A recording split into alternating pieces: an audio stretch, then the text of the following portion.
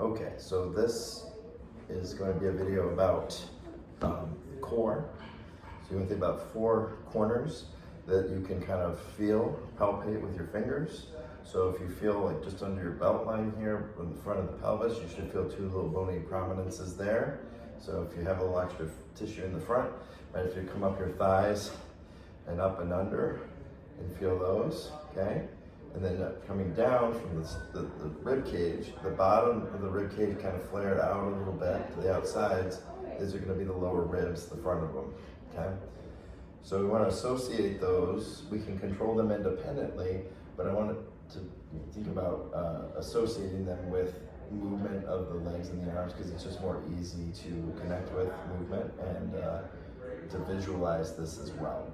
So you want to think about a wheel turning. So you can see my hand, you know, the pelvis. If I lift my leg here, you want to think of the pelvis turning as that wheel turns. If I feel that with my fingers, that point is going to roll back and down. And I imagine, like, if that's the front of my bucket here, I'm trying to level my bucket.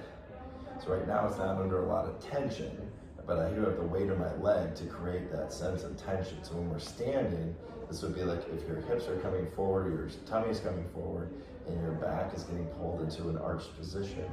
To counter that, to decrease back stress and to engage more abdominals, right? You want to try to level that bucket, right? Like pelvic tilt, okay?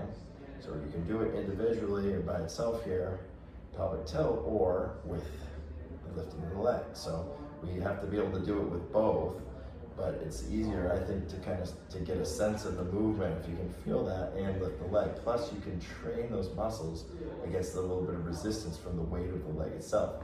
And if that becomes easier for you, then you can put on like an ankle weight and you can adjust that or add more weight as you go. Now with the arms, we're going to use, because the arms are much lighter than the legs, so it's a little harder to feel this.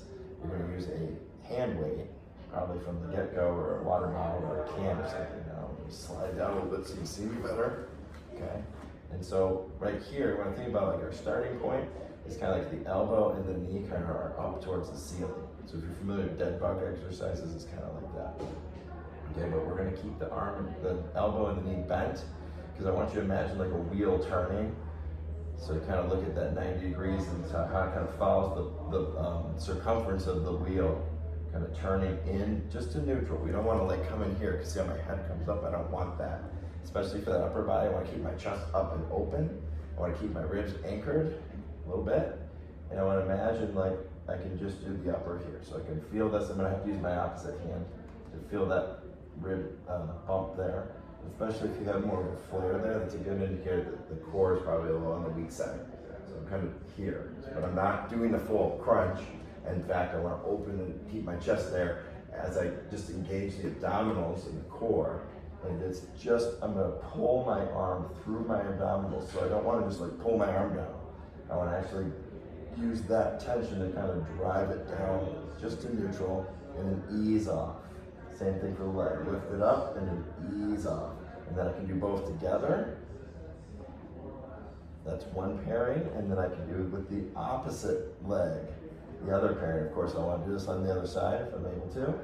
Okay, just to kind of compare and make sure that everything can work together. Right? I can even do, if I stabilize, if I can push down through my hands, I can do both of the lower and I can do both of the upper. Again, don't lift your head, try to keep your neck more relaxed. And in fact, maybe pushing down into the pillow a little bit just to keep it more balanced. But I can go back and forth. I can do a crisscross just to neutral. I don't want to go too far. This is all for stability. I'm not trying to fold myself up here.